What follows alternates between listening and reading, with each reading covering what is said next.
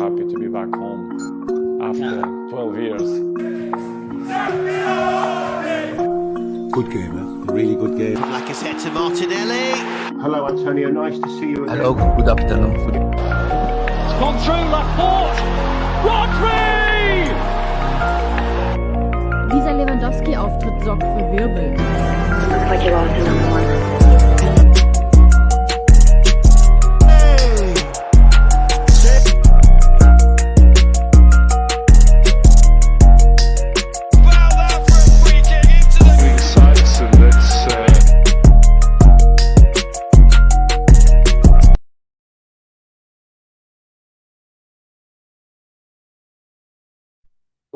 Welcome to the Little Football Monday night, or should I say Monday Football Chat, episode 5.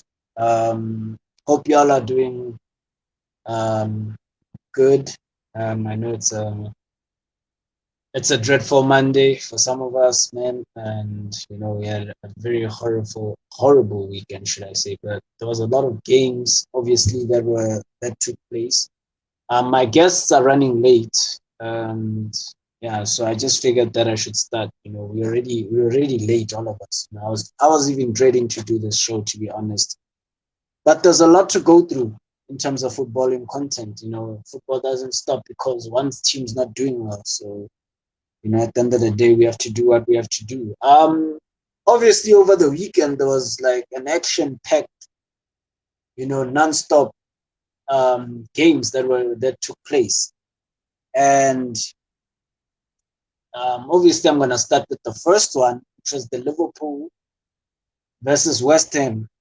Great game, and great result for Liverpool in their hunt for the league title. They're still 6 points behind Man City, but they needed to win just to keep up with Man City at the moment.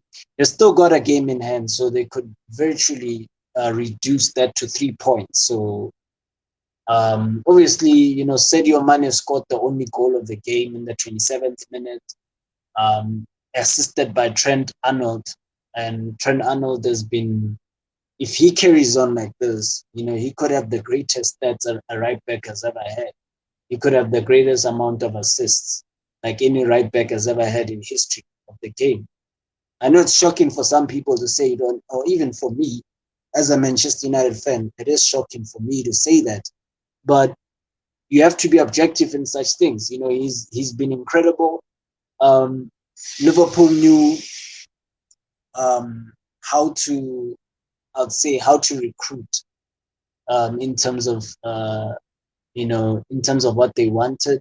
Obviously, Trent comes from the development side at Liverpool, so he was drafted in, but they already knew. He came into an environment where too much was not expected from him at the same time. So he came through a well-nourished environment, which enabled him to, perform, but not under pressure, if you know what I mean. And we don't have that at Manchester United. We don't have those luxuries. And if we were to bring youngsters through, they'd virtually fail because there's no one at the club that's gonna take the pressure of them. That's basically what's going to happen. So, conflicting. But Liverpool, obviously, West Ham, I'd say Liverpool on their side, they just got about the game done. Liverpool know how to grind out results, and that's another factor that Klopp has somewhat, instilled within his team. They're marathon runners. That's why they won the league title before. So you've got to know how to just get the results sometimes. You don't have to be first class every time. You just have to know how to grind out results. And Liverpool have shown that they can keep up the pace with City. And West Ham, it was a loss for West Ham. It was virtually for every other top 4 candidate. They'll obviously be celebrating that West Ham lost. But obviously, West Ham were very competitive. Liverpool had the majority of the shots in the game. Liverpool had 5 shots on target. West Ham equally had 5 shots on target.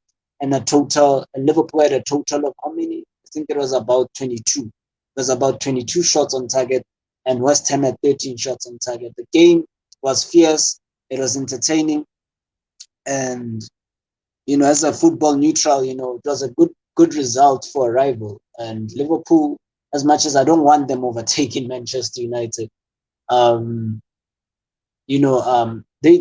got the 3 points needed for this game, and that was the first game. Obviously, I covered. Obviously, before my guests come on, I'm just gonna go through some of the games because I'm sorry. Like today, we're gonna be ranting today. Unfiltered, and we're not going to hide anything. We're gonna rant today. So this is why I wanna just cover these games before these guys come on right now. Okay, the second game I'll cover, it's the Chelsea game. Chelsea beat Burnley 4-0. Good game for Chelsea. Chelsea have been looking kind of last year since they came back from the World Club Cup, but they've sort of like picked up the form. Their players are now contributing. The likes of Kai Havertz got 2 goals in the game. Reece James got himself a goal. Christian Pulisic got himself a goal. Or it wasn't. Yeah, he did get himself a goal. So it was a good all-round performance by Chelsea. And Burnley are not really an easy team to beat away from home. Everyone will tell you, if you're a Premier League fan, you're going to Turf Moor. You have to get stuck in. Like, if you're not going in there on the front foot, it's gonna be a very difficult evening, or should I say afternoon in their case. But they made it look simple. Obviously, Burnley had this thing of playing well and rising up to the occasions against the big teams. And obviously, as it's shown, a lot of us drew against them. Manchester United included drew against them away from home. So it wasn't an easy game, and Chelsea will just be top 3 this season. I know I said in the beginning of the season they were gonna challenge for for the league title, but they just lost their way. I feel like just before the December period, they just lost their way, and they just started losing too many points for them to keep up with the likes of City. But yeah, anyways, guys, the game was just pretty much simple. Obviously Reece James had a wonderful game. He was man of the match. Chelsea had like 5 shots on target. Burnley didn't really trouble Chelsea. They had like one shot on target the entire game. And that was pretty much, Chelsea were just dominant, from the start of the game till the last minute. And that 4-0 result actually could have been more for Chelsea. They could have scored 5 instead of 4. So, that was pretty much, it keeps Chelsea in a 3rd on the log as well. So yeah, on to the next game. I'm going to go straight to the Liverpool, or should I say the Newcastle game. Great result again for Newcastle. Much needed in their fight for relegation. And Newcastle are a threat. They're a huge threat, especially with their ownership. Their new ownership has taken them levels. Obviously right now they're not even close to their true potential, because right now they had a good January window. They got in Kieran Trippier. They got in guys like they got in a couple of guys, as well. Joelinton, your guys like Chris Wood, some like players that will just ultimately keep them obviously in the league. And that's very important at this point. It's not about them getting the players that they want. It's about getting players that will be able to keep them in the league campaign in the next season. And I'm really fearful, because when it comes to the summer, if they manage to stay up, which they will, that's quite obvious with their current results and with them playing so well. When they stay up, obviously next summer, or should I say this upcoming summer, they're really gonna have a good window, because they've got backing. They've got, possibly, if not, they are right now. Ben Salman is the richest owner in football right now. You know, he was supposed to take over at Man United, but he didn't. But that's a story for another day, obviously. But Newcastle got their result against Brighton, and the game was just the game of the game. Liverpool, obviously, Newcastle started off well. They scored on the 12th minute, also on the 14th minute, and you just felt from there onwards it was just the game was just done. It's like, once they got the second goal, it was done. And yeah, Newcastle obviously didn't. Kieran Trippier wasn't available, and they still got a result. So for me, it shows that they've got the squad now to actually stay up, and they will stay up in the relegation battle. That's without a doubt. Obviously, moving on from that game, we go into the games I don't like. We're moving on to games I don't like personally. The Sunday games, Arsenal versus Watford. Like, I don't know, this weekend just went left. This weekend just went left. Like, there was nothing positive to say about this weekend in terms of the results that were happening. There was nothing positive to say. Arsenal, who are top 4 contenders, they won their game against Watford. The same team Man United couldn't beat last week. Or should I say, was it last week? Yeah, it was last weekend. We drew with them 0-0. Couldn't even put one goal behind them. So Arsenal went away and beat the same team. So, like I said, I'm still keeping with it that Arsenal are going to be top 4 come the end of the season. And, you know, great game from the Gunners. The Gunners are showing resilience. Arteta is doing an amazing job with that Arsenal team. You know, we ridiculed Arsenal for so long, saying they couldn't, you know, they were Benta Club, they were Clown FC. You know, there were so many names that people were throwing at Arsenal, and it was entertaining. But now it really isn't anymore. Arsenal genuinely have a solid team. You know, when you talk about guys like Martin Odegaard, when you talk about Saka, who's now coming into his own, when you talk about Martin Eli, those are good young crop of players. There's a future here for Arsenal. There's something for them to build on. And it's looking incredibly scary every time that this is the team that easily looks more, I should say, more balanced than Man United right now. And I don't know, like, it is what it is, but great result for Arsenal. I'm not gonna be subjective about it. They played well. They got the result they needed. They only 2 or 3 points behind Man United with 3 games in hand. And those 3 games in hand, funny enough, against huge teams. So if they essentially in those three games in hand do well, they're going to get top 4. That's a fact. I don't care what anybody says. They're getting it. And obviously, it was a man of the match performance again from Saka. Saka's a player, guys. I really rate the boy. He's an amazing talent, and he keeps growing every single game. You know, it's scary to think that he's growing, and the likes of Marcus Rashford are actually going down. You know, and you've got your Greenwood. Well, I'm not even gonna mention that topic because Greenwood is Greenwood. But yeah, man.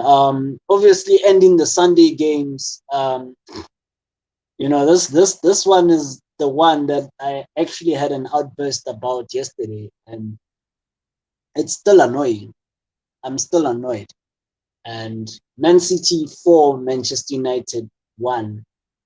Terrible, terrible game for a United fan.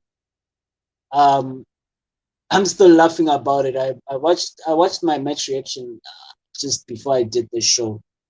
I'm still stunned. I'm still stunned as to why this club deteriorated so much in a space of 10 years. I'm still conflicted.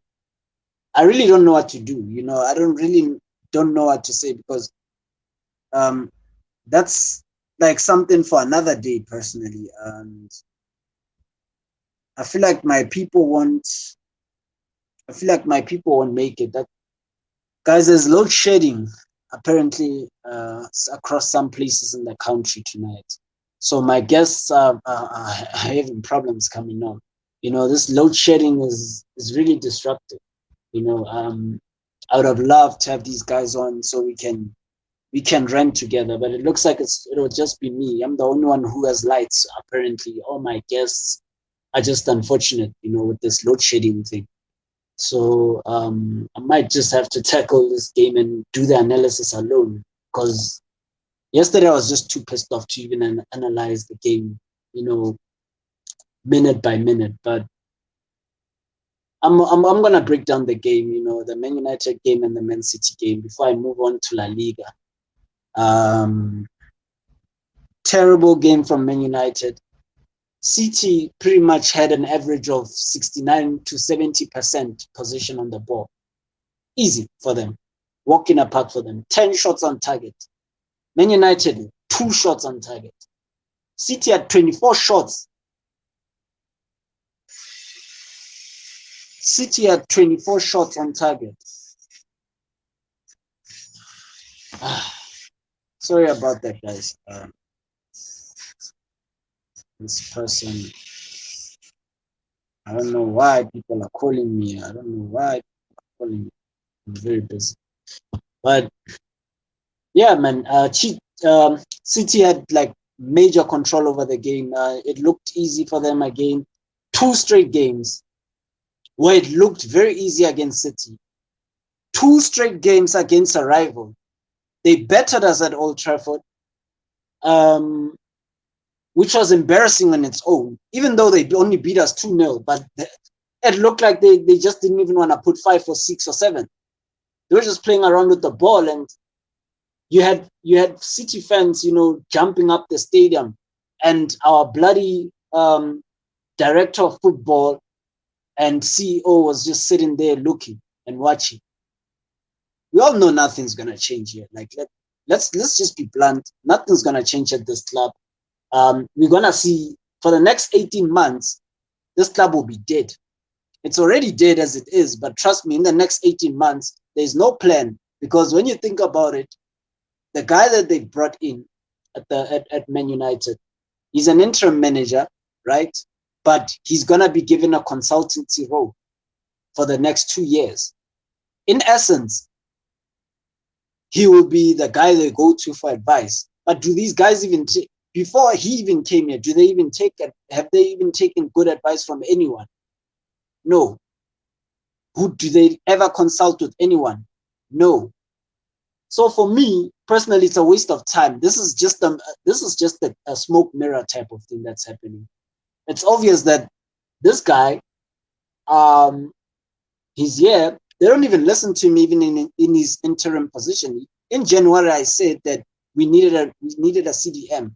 There was also news coming from the club that Ralph also said he needed a CDM. What did we do?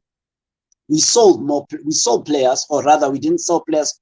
We took players. We already have a thin squad, a low quality squad overall. We took all those players. We send them out on loan. We don't bring anyone in. Look how thin the squad is. Ronaldo wasn't there. Cavani wasn't there. And there was no options whatsoever. There was absolutely nothing. So I don't know how this club is run. I don't know who these guys consult with. But it's clear that it's just bankers who know nothing about football, who are making every decision. So for me, I've made peace. I've made peace with the fact that these guys are going to be trash for the next 18 months and going forward. Because I'm telling you now, in the next 18 months, it will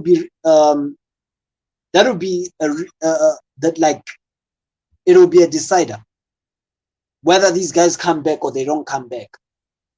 That's the final. That is the decider for this club. That if there's any turning point, it's now, between now and the next 18 months or so. If you don't do anything in the next 18 months, and this is the message to these owners, these incompetent people, If in the next 18 months nothing happens, trust me, this club is dead. There's no coming back, and you guys will lose your investment. How about that? For a change, I think they deserve to lose their investment. How's that? They deserve to lose their investment because they don't think. The way they're running, you somehow wish these billionaires run the way they're running Man United. I wish they would run their businesses the exact same way. They would lose everything.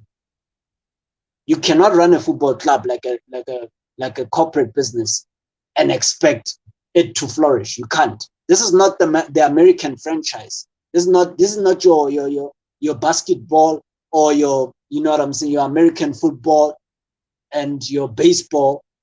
It's none of that. This is football. Football is different.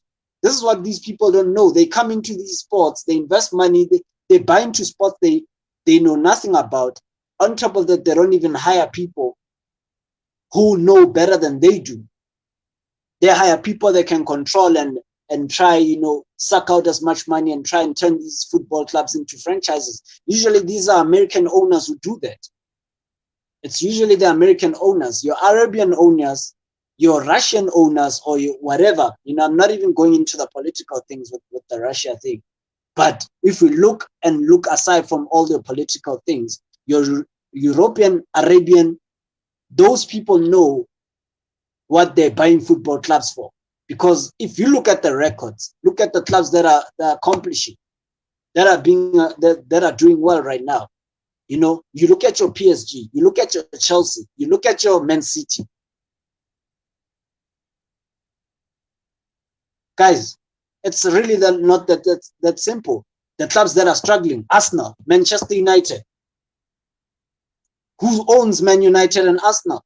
American owners. It's not even me being against anyone, but I just feel like Americans are not attached to football the way we are in the rest of the world. And it's no offense. Everyone has their preference. But I would not honestly advise anyone to get owners from that side because a lot of them are not, they want to turn football into franchises. Just like right now, there's news that, moving on away from the Man United subject, there's rumors now about the Super League coming back. Surprise, surprise. I knew this would happen. But it's just a fight for power, but at the end of the day, we all know that the Super League is like a franchise sort of thing. Football is now becoming like one of those franchise sports in the United States, and it needs to be eradicated. These guys need to learn to separate sports because we don't all like the same sports. Don't come and ruin football. The way football is, the way it is right now, is the way it should stay. It should evolve in its own way. It shouldn't evolve like the others. That's what makes it distinctive. That's what makes it the most followed sport in the entire world. So don't turn this into a circus. But yeah, man. Obviously, City top of the league, 6 points ahead. Man United down the drain, not getting top 4. Just to wrap that up, we are never in control of the game. I hear the manager even coming out saying, we were in control in the first half. We could go pound for pound with them. Don't lie. Don't lie to people. We were watching that game and we were horrified. This just brought memories from last year when we were battered at Old Trafford in our own backyard. You understand? They just played us off the park. Pep is just another level. And he assembled a team that's also on a whole new other level. We've spent the same money as City. City have better quality players. We don't. You know what the difference is? Is what I just mentioned. City hire people who know what they're doing. Hire football people within the club to make footballing decisions. That's the difference between us and City. That's the only difference. That's what frustrates me. It's not even about the others are incredible and more incredible than the others. There's no difference. Financial power in terms of the expenditure and the execution of expenditure. The only difference is the efficiency in the expenditure. That's the only difference between Man City and Man United. We spend the same money. People say, oh, why are we crying? We spend $1 billion. That's why we're crying. We spent literally billions and we wasted it for nothing. We didn't spend those billions efficiently. who are just wasting money. And these guys call themselves bankers, but they waste billions. How do you waste billions on players? You understand? That's where the frustration comes on, because how do these guys even make decisions? If they were running their banks the way they're running Man United, I guarantee you they would have, a lot of them would have been bankrupt. They're just lucky that here in football, there's people who are always going to invest money regardless of whatever is happening on the pitch. Man United right now have fans who are just happy with the mediocrity right now. They've given up. You know, all these protests have stopped because fans have just given up. Some fans are even in bed with the club. And that's not me just saying, hurling insults at people. They're in bed with the club. Some of them, there's these forums at the club where they separate. They basically, these forums are like for certain types of fans. You understand? And these fans on the stadiums, they put in a certain section. This is me educating you about what's happening at my club. You know, I don't know. Every other club is run properly, so I don't think those other clubs have those same problems. But this is what's happening at Man United. It's very political. These fans are separated from the rest of the group. There's the tourist attraction side, and then there's like a section for a certain group of fans that are in bed with the club. That will tell off other fans. That they're the same sort of fans who go out and say every fan outside of that doesn't live in the Manchester area isn't a Man United fan. That's very easy, because when you divide the fan base, it's very easy to conquer them. Right now, this is why these guys are allowed to get away with the crap that they're getting away with. That's why these owners are running this club into the ground and nobody's doing anything about it. Because listen, even after yesterday's result, there was bickering amongst the fans. There were fans going at each other. Others saying, yo, you're not a proper fan. You must support the team, whether we lose, win, draw. You know, there's nothing wrong what's happening. And then there's another section of the fan base saying, we need to do something about this. These owners need to be held accountable. These players need to be held accountable. But guess what? It ended up in nothing, because there's so much division within that fan base. Some people feel like they're more entitled to be Man United fans than others.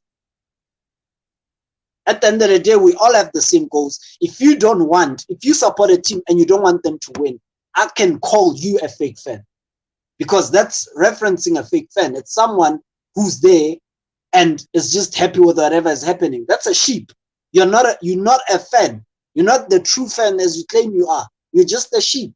You're just agreeing with everything that you're being told. You understand? So for us who are emotionally invested in this club, and we hold this club to a higher accountability because our standards are this high. And we did say that if these owners come in or these owners continue, we're going to hold them to a higher standard. When Sir Alex retired, we all agreed we're going to hold this club to a higher standard. What did we do? The certain section of the fan base started pulling away from the original fan base, and they started spewing rubbish and saying we must support the team no matter what. We can't criticize the team. We can't do this. We can't do that. We can't strike. We can't protest. We can't. You understand? So much dictatorship within that fan base. It's funny enough, we call ourselves Man United, but we're not even united. We don't even know the meaning of the word united. So for me, man, that was my rant, and I'm just tired. And right now, there's news coming out. I've never seen a football club leak so much news. You know, I know people say that you cannot have news without Man United. You cannot have, obviously, when Man United's name is mentioned, there's always going to be clicks. You know, whether it's online, whether it's wherever, people will buy newspaper because Man United's name is on it. I know that. I'm aware of that. But the way a lot of information is leaking out of the club today, like earlier today when I woke up, everything was just leaks, dressing room leaks about players not being happy with the manager, certain players not being happy with certain players being picked, you know, and it's a circus. This is why Klopp said when yesterday when I mentioned that Klopp, the reason why Klopp didn't come to Man United, he said that it's Man United's run like Disney. You understand? We're a circus. It's all fun and games there. That's why people are there. Your like of Fletcher's, they don't even have roles. Ralph Ragnick doesn't even know what Darren Fletcher is doing at the club. He doesn't even know his role. You understand what we're talking about? Because this is not something we spew out of the sake because we're pissed. But it's something that I would not wish on any club. Period. I would not wish this on any football club. I would not wish this on my rivals. That's why I even told I told T-Man the other day, and I was like, you know what? Let's just hope Chelsea don't get an American owner or someone like that, because if it's an owner who's coming here to build a franchise, they're in deep trouble. They'll know our pain, because the pain that we've been feeling for so many years, it's 10 years and 11 years of this crap. It's 10 years of this crap, of the same thing over and over again. And people think this is a point where we've broken down everything we needed to break down. We basically, if I had to do a show again, I'll basically be repeating the same thing I'm saying, because that's exactly what hasn't changed. All those things have been changed for 10 years, and I've been saying the same thing for 10 years myself. We've been saying for 10 years, we've been saying the exact same thing. You end up going insane because you're repeating the same thing over and over and over again, and you're just saying it in a different way. So yeah, guys, I really flabbergasted with whatever's happening at the club, and I want to move on from that. Obviously, the Spurs game is taking place, which could add insult to injury. The Spurs game is taking place with Everton, I think at 10 o'clock today. Should I say tonight? But yeah, I think that's it for the Premier League. I'm moving on to La Liga, man. If I stick with Man United, I'm gonna get insanely pissed, because what is happening there, it's just a travesty. I really don't know how the Premier League board allowed this to happen. I really don't. But yeah, man. La Liga, Barcelona. I'm gonna start with Barcelona. Barcelona had got a great result with Elche. Barcelona won 2-1. They came back. Elche apparently they scored first. Obviously, when I left the game, I only started watching that game around the 30th minute. Barcelona was already 1-0 down by then. They came back. From 1-0 down and obviously won the game. Great victory for Barca. Barca, like I was telling a friend of mine who's also a Man United fan that, we had this argument where he actually argued that who's run better, Barca or Man United? I still say Barca. People say but Barca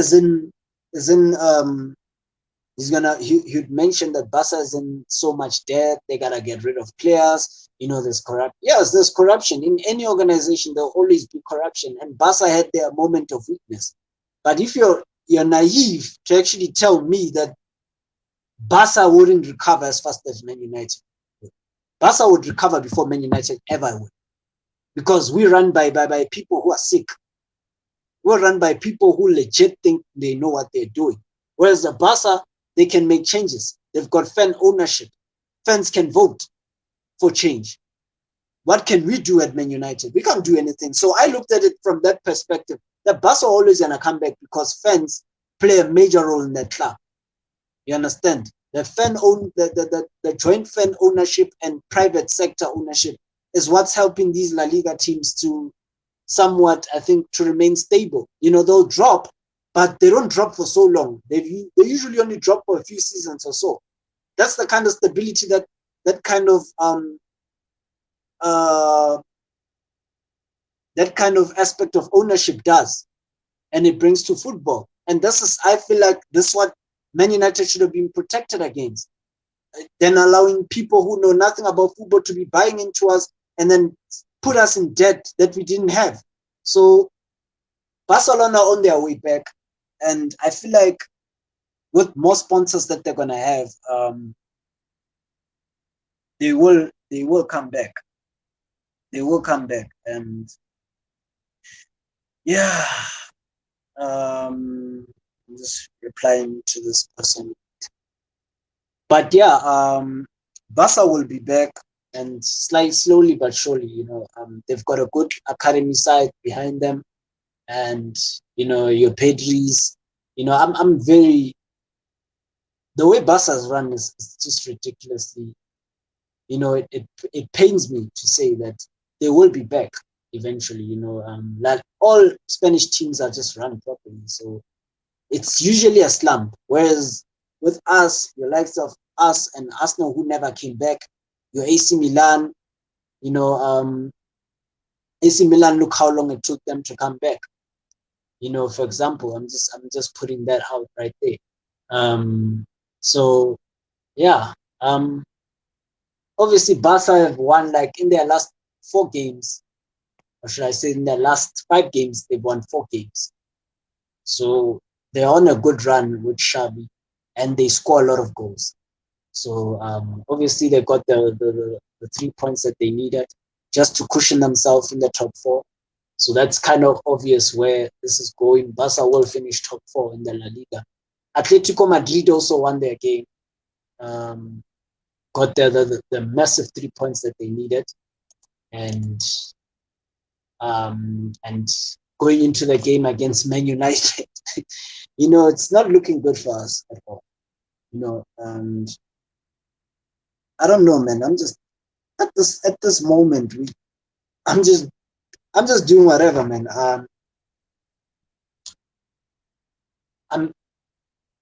Yeah, it's very hard, guys. But yeah, Real Madrid also won, so Real Madrid remained first. They remain number 1 on the La Liga scoreboard. Their 4-1 victory against Real Sociedad. Great goals. Carlo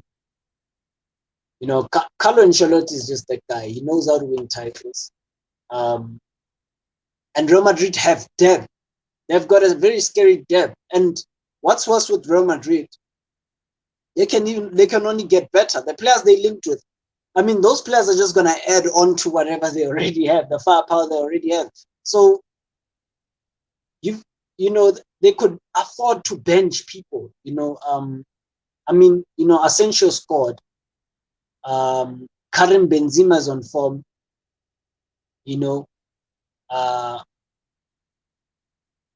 Asensio, Marco, that's Asensio, it's Benzema, it's guys.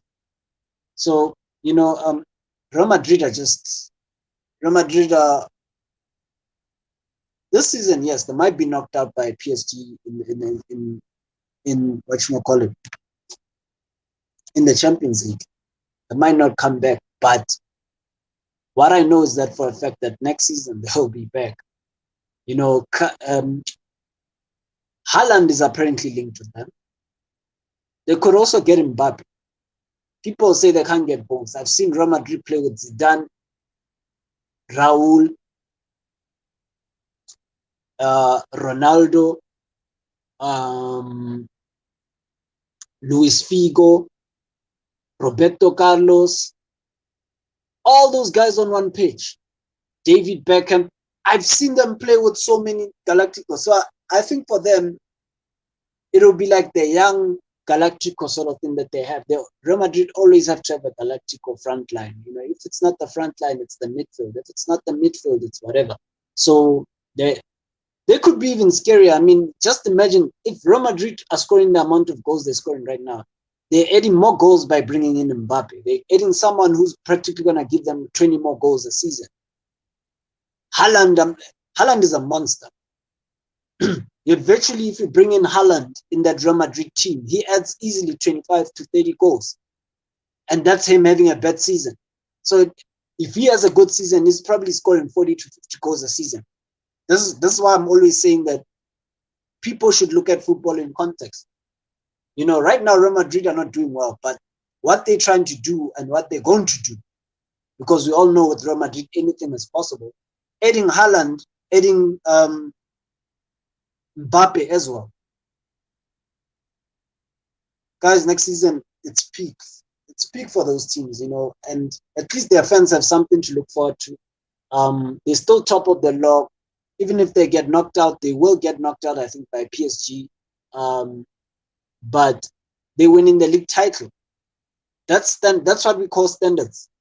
And obviously the league log, Real Madrid are first. The league is gone. It's done. I've always said it. You know, the nearest people are Sevilla. Sevilla is like almost 10 points behind Real Madrid. They're 8 points behind, to actually be specific. And that league is gone, guys. And Barcelona is not challenging Real Madrid this season. Maybe when they get stable in the next previous seasons, but Real Madrid are still going to rule for the next 3 years. You heard it here first.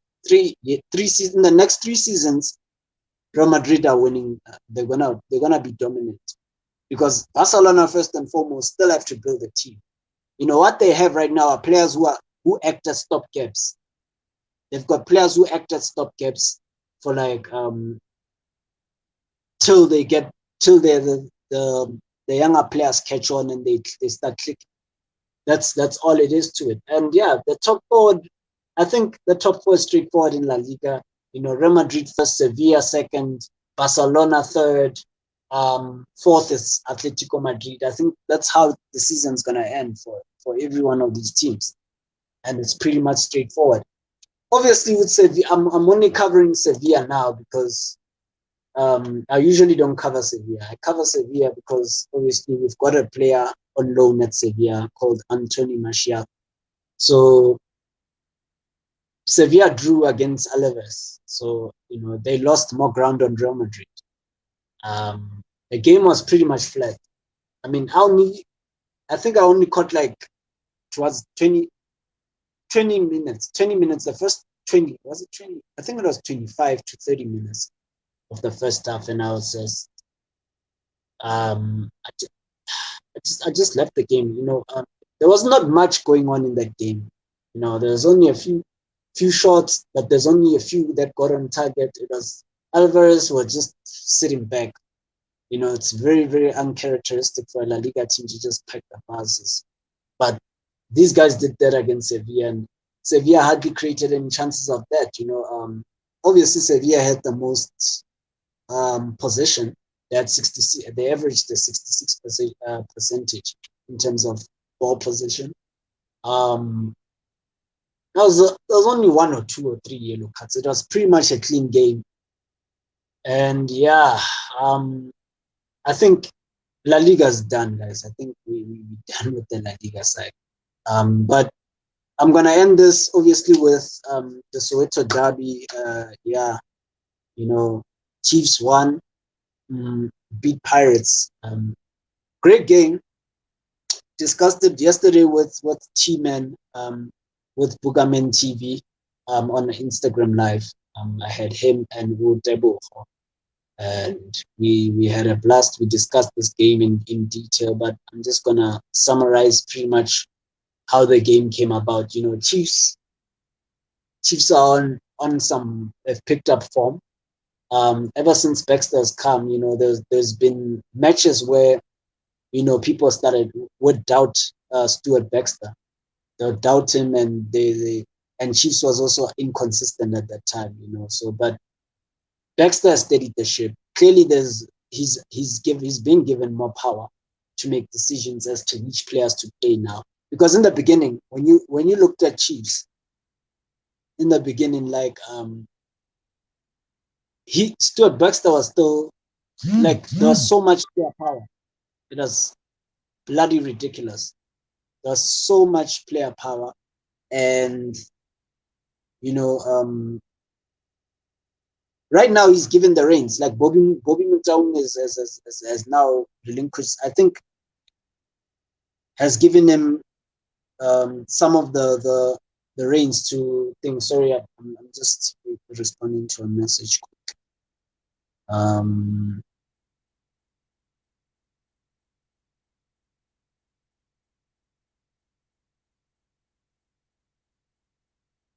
Yeah, Bobby Mutaung has given him like the reins to to make decisions in terms of bringing in players, who to recruit, who to pick, because that's very important. If your manager is not able to pick his own team, what's the point?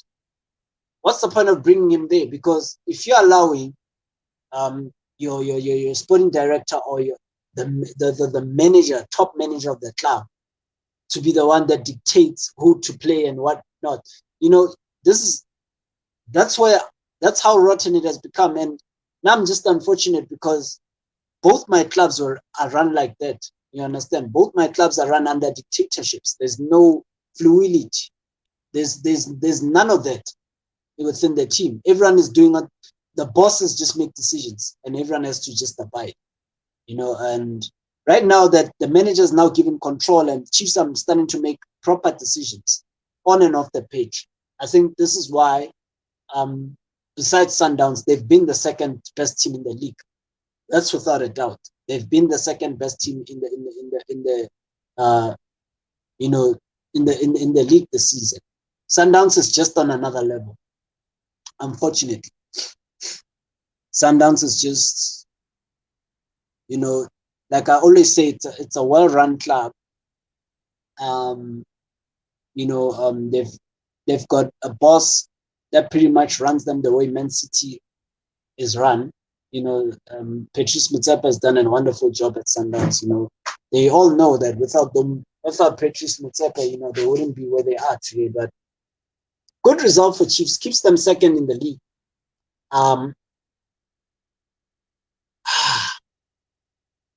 It keeps them second place in the league, and yeah, like I really can't complain about the performance. There were decisions within the Soweto derby. There was decisions where people are crying about offsides, and there was 3 instances where it could have easily been ruled offside, with the naked eye. Because the thing is, VAR, as much as I don't like it, because the reason why I don't like VAR, I'd rather say it's cons first before I say it's pros.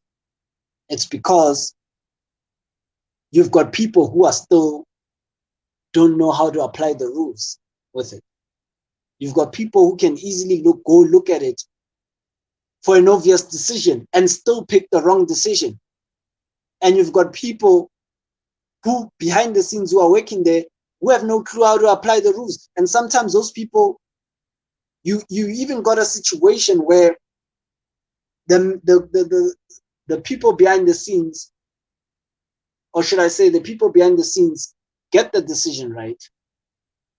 You've got your referee coming to the screen to look at it himself, and then he overturns that decision. Look, I'm all for correcting mistakes, but if your technical team is telling you, and they're the ones who are sitting there telling you that telling you that this is how it is, we saw it like this. This guy we drew lines, we do this, we drew lines. We know that this guy is offside. We know that this guy, the ball touched this guy before it touched that guy, and that's what made him offside. This is a handball. Da da da da da. You don't need referees per se going to the screen for that, because if you have very qualified people behind those making those decisions behind those screens, you wouldn't have to stall the game the way it's been stalled.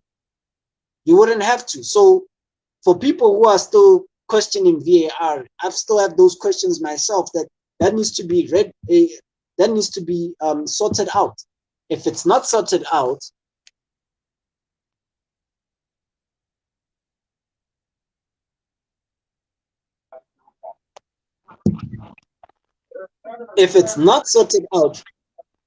then what's it call it? We're always gonna have questions in terms of the VAR. Oh, welcome to the show. I know it's short notice, but there's a lot I wanted to actually discuss, and then some of my guests just decided they got load shedding. Apparently, there was load shedding today, so I was just Yeah, I'm seeing it on the news right now. I wasn't away. yeah. Oh, how you doing? How you doing? I'm good. I'm good, thanks. And how are you? I'm well, thanks. I'm well, thanks. So yeah, I was just going through obviously the games that happened, but um during the weekend and something like that. But um obviously we went into detail with the Soweto derby, and we were speaking about VAR, and you know what is your stance with VAR, because it's a major topic for everyone in every game, because you still get inconsistent decisions in terms of that. Mm. So what is your stance with it in terms of that? Yeah, I couldn't watch the Manchester derby yesterday, but I did see the stories. I feel like there's no need for us to have VAR if the referees are still going to make mistakes right in front of them. I think one of the reasons why VAR was invented was that, sometimes the referee cannot see, certain fouls, and then we have to refer to the VAR in order for them or for the VAR team to play it like on the videos in slow motion and see, okay, here's where the foul incurred or however. But then how else can we start, trusting it if they also make the same mistake as the referee? It doesn't make sense. So personally, I don't like the VAR, but there's nothing I can do about it, I guess. But sometimes they should be here, to make the refereeing easy. But it's like they're just here to make it, continue being hard. Yeah, I fully agree with you, because I feel like it was something that they rushed. They did like they I feel like there was not enough planning done behind it in terms of markups and like basically in the way they're gonna introduce it. You could see that it was just unplanned, like it's something that they were forced to do, or I think they just wanted a tender. They just wanted to it's FIFA at the end of the day. So they have their own fair share of politics behind the scenes. But yeah, man. Yeah. Obviously, I'm gonna get into this thing where I wanted to end the show properly with it. What the whole thing of politics and football, how it needs to be separated, because right now you've got someone who has nothing to do with the war, and he's now, with all these sanctions that have been placed and all that, anyone who's tied to the country, and that they're Yeah. all at this moment in time, you've got a guy who's been running the football club legitimately. There's no problems whatsoever. He has helped build it from where it was to where it is today. It's one of the greatest institutions, or should I say, sports teams in the country, and Yeah. he's paying for the sins of someone he has no control over. So please do elaborate on the why we need to separate the political factor into sports, because it's now becoming a political thing. Sports is no longer a sport. Hmm. You understand? Well, I feel like, there's no way we can avoid it because, most of these club owners are billionaires. We cannot shy away from that. And obviously, when you are a billionaire, in a way, you are politically affiliated with, certain political leaders, let's say around the world. So apparently, Roman is one of the enablers of Vladimir Putin's era.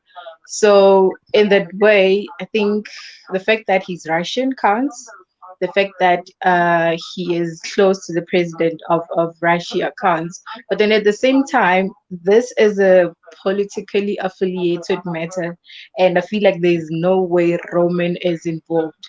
But you know how the British people are, from the media to the parliamentarians, they're all just the same people. I just don't understand now, why should Roman be sanctioned? Why must he sell Chelsea Football Club? Why must he sell all his houses, villas, everything that he has in the UK? So I think football wise, or let me say sports wise, we can show solidarity. That one is something that we should do as always, just like the Black Lives Matters, all life matters. We should show solidarity, but once we start involving politics more, like just like this, FIFA banning Russia from participating in the World Cup. For what? Why do you do that? Why do you ban Russian teams from participating in the UCL and the Europa League? What did they do? It's unfair, very much unfair. And unfortunately, FIFA is ran by such people. So I feel like there's no way we're going to win this one. I just feel bad for Roman. I feel bad for Chelsea. I feel bad for the Russian teams, because at this point there's nothing they can do. They could never summon Vladimir Putin, sit him down and say, you know what, you must stop this because we are losing. There's just no way. So it's wrong on so many levels. Yeah, no, that's very true, because others, funny enough, I was watching one of the fan shows from one of the guys from Britain, and there's others who are actually calling out on the hypocrisy, because you find that obviously with the United States and UK, they both funded Saudi Arabia in terms of to be able to attack Yemen. Yes. They were the ones who funded them, and that war, they are directly like affiliated. If you think about it, you understand? They are involved. So why weren't they sanctioned when they were doing those? Why wasn't the United States sanctioned when they invaded the likes of Afghanistan and Iraq? Yeah. And Abu Trika was also calling out that hypocrisy, because you're saying that you have these guys doing that and no one says a word. Now you've got Russia having their own squabble now with Ukraine. The rest of the world now must stand off. So intervene. That's why I think exactly. So if you're gonna be political in terms of bring politics in terms of into football, should I say, you cannot do it. You cannot look at one side. You can't just say because it's the States or it's the UK, we're not going to sanction them. But if it's somebody else somewhere else where they have no affiliation with in any sort of way, then you have to sanction them. That has to be brought to, you understand? That has to always be brought to light. And yeah, what do you do before we wrap it up? What would you, if you were given, I'd say, the power, somewhat power to actually make a decision in terms of these sort of things, what would you do in football right now, as to what's happening with the whole Russia and Ukraine thing? I would say we look at it politically. We stop this whole thing of scrapping Russian teams from participating in the European tournaments, because it's not fair. They are not the one who initiated the war. So I would ensure that Russia continues to participate if they qualify. I'm not sure if they've already qualified. And then with the Russian teams as well, from unban them from participating in the Champions League and the Europa League, because I'll also say it again, it's not their fault that their leader is doing something that's politically affiliated. It does not affiliate them in any way. They are just players. They're just at work, if we put it like simply. They're just at work doing their job, and I guess the only sin is that they were born Russian. So I will ensure that in football we show solidarity from around the world, despite the country you're in, whether the country does back Ukraine, whether the country backs Russia. We show solidarity. We ensure that this whole political event does not in any way affect football, because at this point we are not sure when will it end. It's still going on. Putin is still like on war, so we are not sure when it's going to end. We just make sure that we protect football as a fraternity, from this whole political thing. No, well said, well said. I wish you were actually here a lot earlier. We could have covered those other games that I was looking at. And yeah, what No. obviously before you go off, which position do you think Chelsea is gonna finish in? Which position do I think? You think Chelsea will finish at the end of the season? Oh, Chelsea. I'm hoping that they finish 4, somewhere there, because the race is still ongoing for position 3 and 4. Looking at Man United, the way they've been performing, dropping points. They just dropped points yesterday. I feel like they should be in the top 4, between position 3 or 4.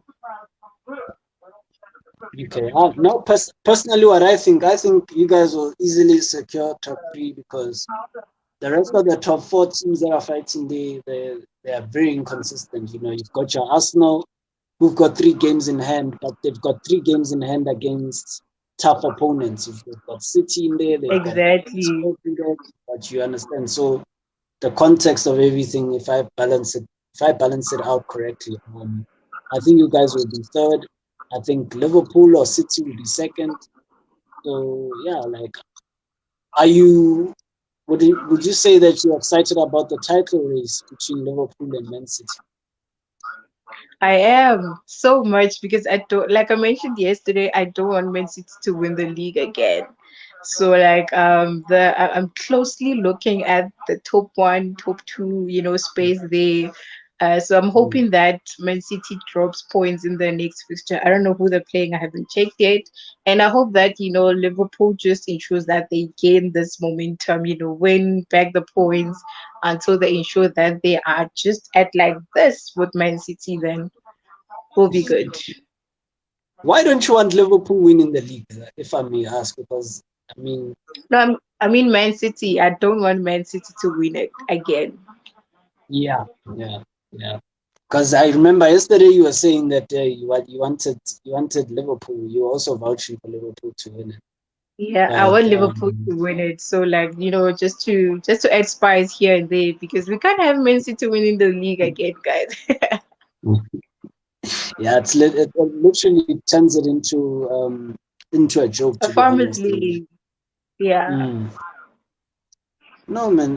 Thanks for joining me, even if it was for a short time. You filled in for people who are suffering from load shedding. So, yeah. But hopefully next time, I think I should bring you on in the next Monday podcast, and we're gonna actually tackle these other issues that we were also discussing. We also want to tackle them, but I'll brief you through it, obviously, and then yeah, man. Tell people where they can follow you, social media handles and whatnot, if they want to know more about what you're doing, because I know you're a sports analyst and, you look at sports, and that's your passion. Well, no problem. I guess I'll jump in on Monday. Hopefully that's if I'm not busy. But yeah, you put me through on it. Facebook. I think. No. On Facebook it's Tebogo Precious Motebajane, and then on Instagram Tebogo Motebajane, and then on Twitter it's Tebogo ZH @ Tebogo ZH. I'm a big fan of Hakim Ziyech, just in case people wonder why I call myself Ziyech. So yeah, Tebogo Ziyech on Twitter, Tebogo Motebajane on Instagram, Tebogo Precious Motebajane on Facebook. No, nice one. Thanks once again for pulling up, and for saving the show. And yeah, No do have a problem. wonderful week. And I just hope that load shedding doesn't catch you at any time this week, because we all apparently As- gonna be. So far, I haven't heard anything for our side, but I should look out because if it has started like this, then it's definitely also coming this side. No, very definitely. Stay blessed, and yeah, we'll talk, and hopefully, maybe if you're not busy next week, we'll be back here. Most definitely, most definitely. Thank you for inviting me through. Yeah. Happy to be back home after 12 years. Good game, huh? Really good game. Like I said to Martinelli. Hello, Antonio. Nice to see you again. Hello, good afternoon. It's gone through left foot. Rodri!